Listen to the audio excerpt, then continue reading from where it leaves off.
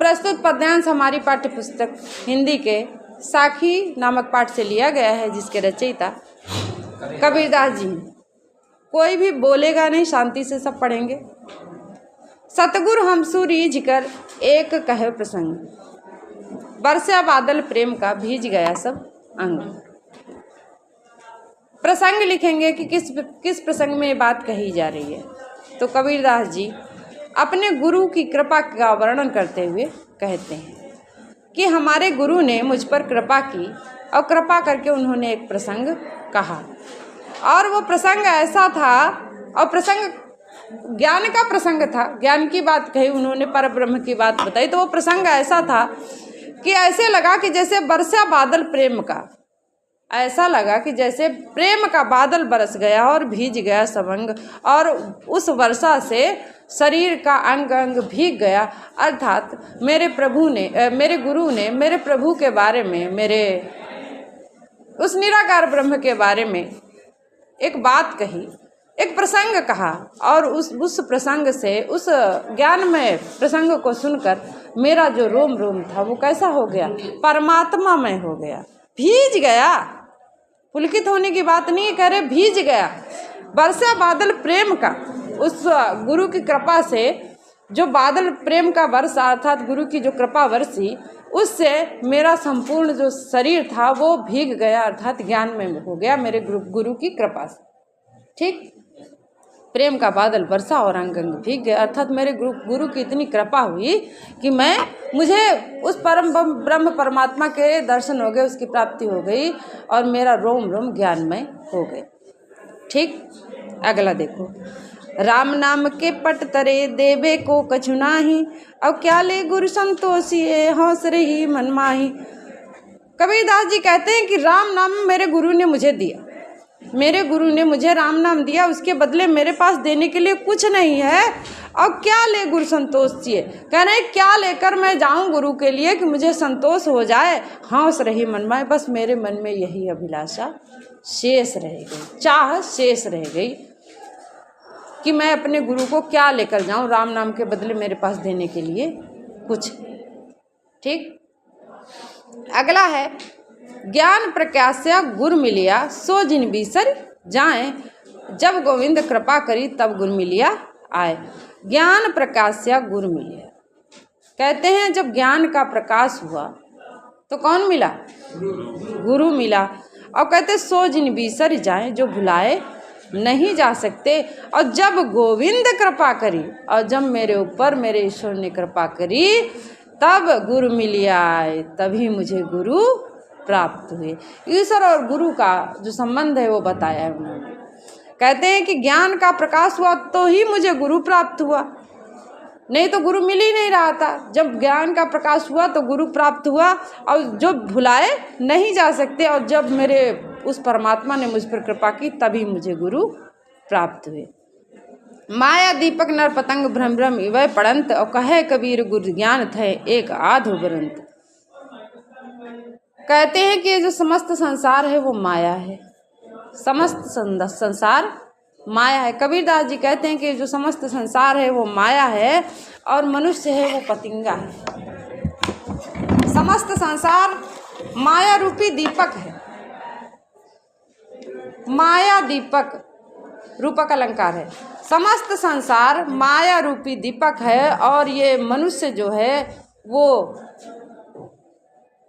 पतिंगा है।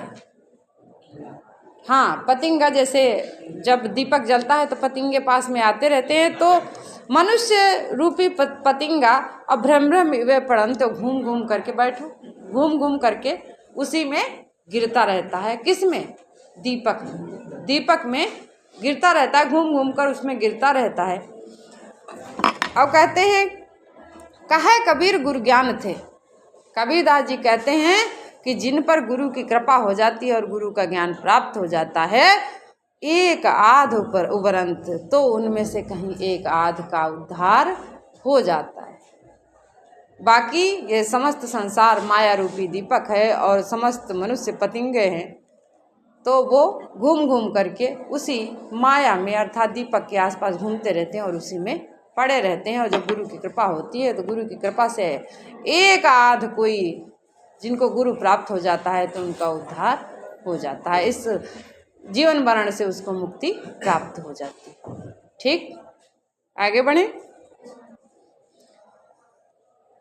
अगला है कि जब मैं था तब गुरु नहीं, अब गुरु है हम नाही, अप्रेम गली अतिशा करी तामे दुईना समाही। कबीरदास जी कहते हैं कि जब मेरे अंदर अहंकार था तो मुझे गुरु प्राप्त नहीं था, अब मुझे गुरु प्राप्त है और अहंकार चला गया नहीं है।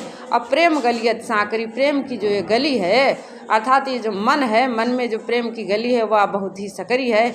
इसमें प्रेम और अहंकार अर्थात गुरु से प्रेम और अहंकार दोनों एक साथ नहीं रह सकते। अर्थात जब मुझे गुरु प्राप्त हो गए तो मेरे मन का अहंकार समाप्त हो गया।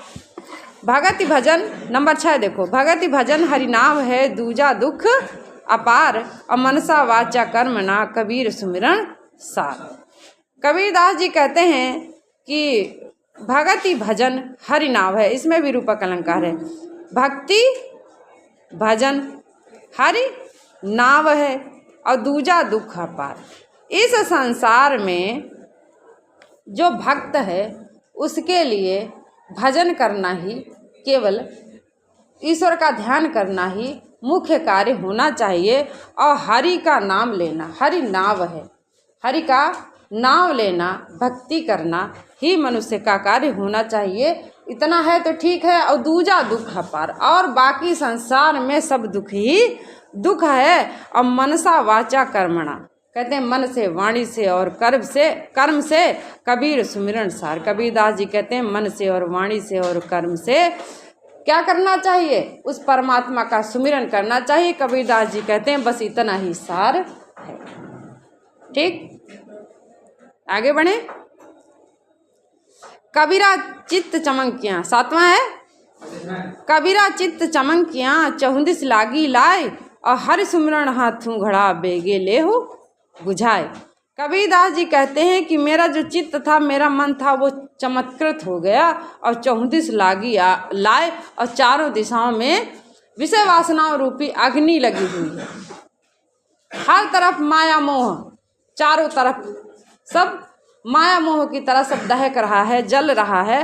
और कहते हैं कि हरि सुमिरन हाथों घड़ा, इसमें भी रूपक अलंकार है। मेरे हाथ में प्रभु के सुमिरन रूपी घड़ा है, प्रभु का सुमिरन रूपी घड़ा है, जिससे मैं क्या कर लूँगा?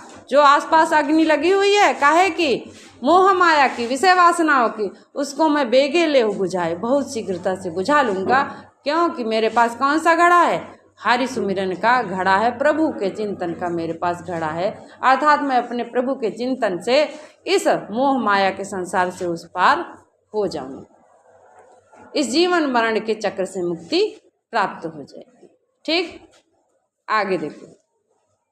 कहते हैं अंखड़ियाँ झाई पड़ी, अब पंथ निहारी निहारी, जी भड़ियाँ छाला पड़ा, राम पुकारी पुकारी।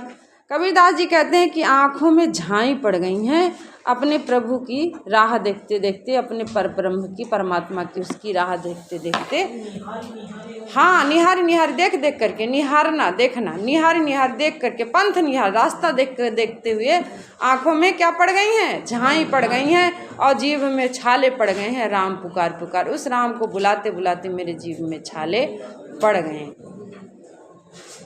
अगला देखो। और झूठे सुख को सुख कहें, और मन मानत है मन, झूठे सुख को सुख कहें, मानत हैं मन मोद, और जगत चबे ना काल का, और कछ मुख में कुछ गोद। कबीरदास जी कहते हैं कि जो ये समस्त संसार दिखता है, ये ऊंचे ऊंचे भवन है, बढ़िया बंगला गाड़ी है, जो इसको सुख मानते हैं। मन को जो अच्छा लगता है, झूठे सुख को सुख है, ये समस्त संसार नष्ट हो जाएगा, तो ये सब झूठा सुख है और इसको सुख कहते हैं। और मन में क्या मानते हैं? बड़े प्रसन्न होते हैं, मानत है मनमोद, अर्थात बहुत प्रसन्न होते हैं, मन में बहुत प्रसन्न होते हैं। संसार के झूठे सुख को देखकर, बढ़िया बंगला हो, गाड़ी हो, खूब पैसा कमाए, आदमी अंधी दौड़ में दौड़ता चला जा रहा है, लेकिन ये समस्त संसार एक दिन नष्ट हो जाएगा। जो मर जाता है वो पीछे नवैया पे उसके पैसा वैसा लाद के गंगा में भेज देते हैं क्या? नहीं बेच सकते, कपड़े लत्ते रख देते हैं क्या? अच्छा पहले क्या होता था कि एक टाइम था तो व्यक्ति मरता था, उसके साथ खाने पीने का सामान रखा जाता था, वो नहीं खाता था या जो भी होता था उनका जो विचार था। लेकिन अब तो ऐसा भी नहीं होता कि वो जब जाते हैं उसको लेके तो उसके साथ कुछ कपड़ा बढ़िया कंबल अम्बल जाड़े में रख दे, नहीं रखते। कहेंगे कंबल ले जाएगा बेकार में, वहाँ करेगा क्या? वो बेकार सड़ ही जाएगा, जल जाएगा, बह जाएगा। तो ये समस्त संसार झूठा है, समस्त संसार झूठा है। और इसी झूठे सुख को सब सुख कहते हैं। बढ़िया एसी लगा लें, जब तक जिंदा रहेंगे तब तक एसी लगा रहेंगे, मरने के बाद एसी ले जाते हैं क्या? नहीं ले जाते ना। एसी गाड़ी आड़ी बढ़िया ले जाते हैं, वहाँ गंगा पे नहीं टरवई ले जाते हैं, ले जाते ट्रैक्टर। किसी को भी गाड़ी में रख के नहीं ले जाते, कह रहे चलो एसी में ले चलें, इसको नहीं ले जाते। मरने के बाद समस्त संसार व्यर्थ है। तो ये झूठा सुख है, इसी में सब रहते हैं, बड़े प्रसन्न रहते हैं, इसी को सुख मानकर मन में इतना अत्यंत प्रसन्न होते रहते हैं। और फिर कहते हैं कि जगत चबेना काल का, और ये समस्त संसार क्या है? काल के मुंह का ग्रास है, काल के मुंह का ग्रास है। क्योंकि सब मरेंगे, जिसका जन्म हुआ है उसकी मृत्यु निश्चित है। तो जब सब मरेंगे तो ये समस्त संसार काल के मुंह का ग्रास है, एक दिन सब मरेंगे। और सब इसीलिए कहते हैं कि कछु मुख में कछु गोद, कुछ मरने वाले हैं, कुछ मर गए हैं। जो बहुत सारे लोग जन्म लिए, बहुत सारे लोग मर गए हैं, तो कह रहे हैं कुछ मर गए हैं और कुछ गोद में है, अर्थात मरने वाले हैं। कहने का तात्पर्य यह है कि समस्त संसार नश्वर है, और इस नश्वर संसार में किसी भी सुख को इतना महत्व नहीं देना चाहिए। महत्व किस बात को देना चाहिए? उस परमपिता परमात्मा को। इस नश्वर संसार पे घमंड और प्रसन्नता व्यर्थ है। बस कहने का तात्पर्य यही है कि इस नश्वर संसार में जो दिखाई देने वाला सारा सुख है सब ये झूठ है, और इस पर प्रसन्न नहीं होना चाहिए। सब कुछ समाप्त हो जाएगा। ठीक। अगला है कि जब मैं था तब हरि नहीं, अब हरि है मैं नाही, सब अंधियारा मिट गया जब दीपक देखा माए। कबीरदास जी कहते हैं कि जब मेरे अंदर अहंकार था तो मुझे ईश्वर प्राप्त नहीं था, और अब मुझे ईश्वर की प्राप्ति हो गई है तो मेरे अंदर का अहंकार नष्ट हो गया। बड़ा आसान है, ये सब बहुत अच्छे से हमने पढ़ाया है। अब मुझे उस ईश्वर की प्राप्ति हो गई है तो मेरा अहंकार नष्ट हो गया है, और सब अंधियारा मिट गया जब दीपक देखा माए। अब कहते हैं कि मेरे अंदर का समस्त अंधकार मिट गया जब मुझे काहे की प्राप्ति हो गई? ज्ञान की प्राप्ति हो गई। भाई ज्ञान की प्राप्ति हुई तभी तो ईश्वर की प्राप्ति हुई। तो दीपक का तात्पर्य उजाले से है, अर्थात ज्ञान से है। तो जब मुझे ज्ञान की प्राप्ति हुई तो क्या हुआ? मेरे अंदर का समस्त अंधकार मिट गया। उदित पुस्तक में देखो, कबीरा कहा गर्भियो ऊंचे देखिए आवास। कबीरदास जी कहते हैं कि मनुष्य किस बात का अहंकार करता है? ऊंचे देखे आवास, ऊंचा आवास देखकर किस बात का अहंकार करता है? अब कहते हैं कल परस्यों भोए लोटियाँ, काली परस्यों भोए लोटियाँ, और ऊपर जामे घास। कबीरदास जी कहते हैं कि जैसा बहुत बड़ा ऊंचा बंगला बना हुआ, खूब बढ़िया 10 मंजिला, तो कहते हैं कि उस पे गर्व मत करो, ऊंचा आवास देख करके गर्व मत करो, क्योंकि कल परसों कहाँ आ जाओगे? धरती पे ही आ जाओगे। 2 गज जमीन चाहिए, 2 गज जमीन में आदमी समा जाता है, और जिसका अंतिम संस्कार चिता में होता है वो तो इतने बड़े घड़े में ही समा जाता है। तो इतनी सी भूमि तुमको चाहिए और उतनी ही भूमि तुमको मिलेगी, और तुम्हारे ऊपर घास उगी खड़ी होगी। घास उगती है, स्वाभाविक है, प्रकृति का नियम है। हाँ, तो वैसे ही कहते हैं कि ऊपर घास उग आएगी 2-4 दिन में, और भूमि के अंदर व्यक्ति समा जाता है। इसलिए ऊंचा आवास देखकर अहंकार नहीं करना चाहिए।